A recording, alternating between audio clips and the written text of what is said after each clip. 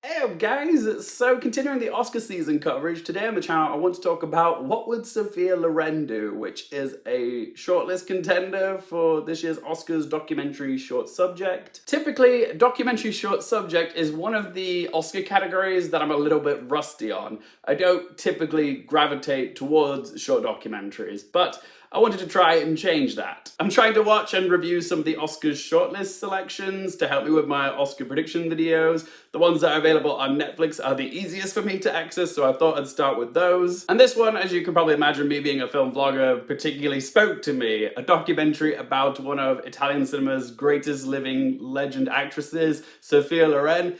Yes, please.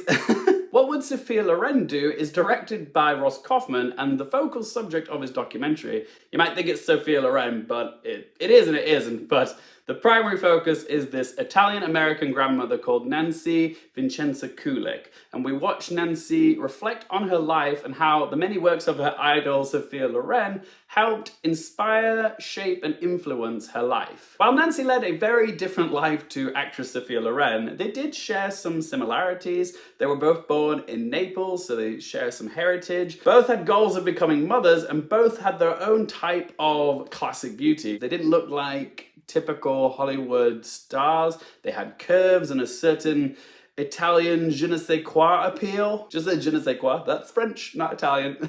So it's not hard to see why Nancy identified with Sophia as much as she did. Throughout the documentary, we hear many stories of Nancy's life, both good and bad, and how Loren's film catalogue helped Nancy to cope or process some of the events that happened to her. Interspersed throughout the 32-minute documentary are clips of Sophia Loren's filmography, from The Gold Naples to Two Women, which is the film that won her Oscar, to Marriage Italian Star, as well as many others, as well as interview footage of Loren herself detailing what her life was like, her international movie career, her relationship with Cary Grant, her marriage to Carlo Ponti, and raising her kids. Both Nancy and Sophia's life journeys run parallel to each other, but it's really sweet to see how Sophia's work entwined with Nancy's own personal journey. It's such a lovely notion that someone can influence your life so much in such a positive way without ever having actually met them. They say don't meet your heroes, and sometimes you do, and it doesn't live up to how you picture them in your head, but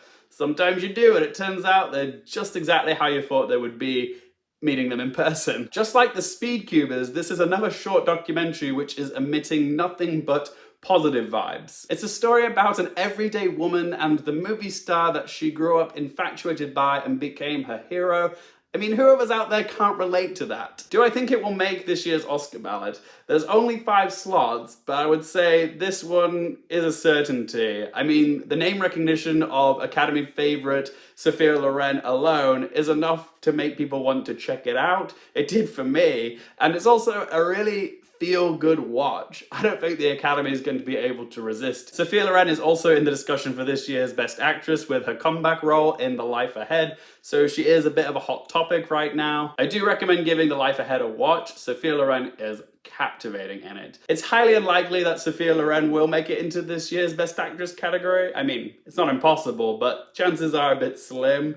But the Academy can still acknowledge her in a sense by giving the documentary, which celebrates her career and her influence, a nomination. So let's ask them questions. Would I recommend it or skip it? I think I already did recommend it, didn't I? I was like, if you like Sophia Loren or The Life Ahead, yeah, give it a watch. I also think if you like the Oscars, it's worth checking out. And question 2, what score to give it out of 10? I'm going to give What Would Sophia Loren Do a score of 8 out of 10. But as always, guys, it's just one bloke's opinion. I would love to hear from you. What did you guys think of What Would Sophia Loren Do? Do you think it's going to get an Oscar nomination? Whatever you have to say, let me know in that comment section down below. If you enjoyed the video, hit the like button. If you want more movie, TV, and Oscars-related content, don't forget to click subscribe. And if you want to follow me on any social media, Twitter, Instagram, Letterboxd, or in that video description down below. And as always, thank you guys so much for watching. For more things related to movies, TV, and popcorn culture, I'm Luke Carefield, and I'll see you next time.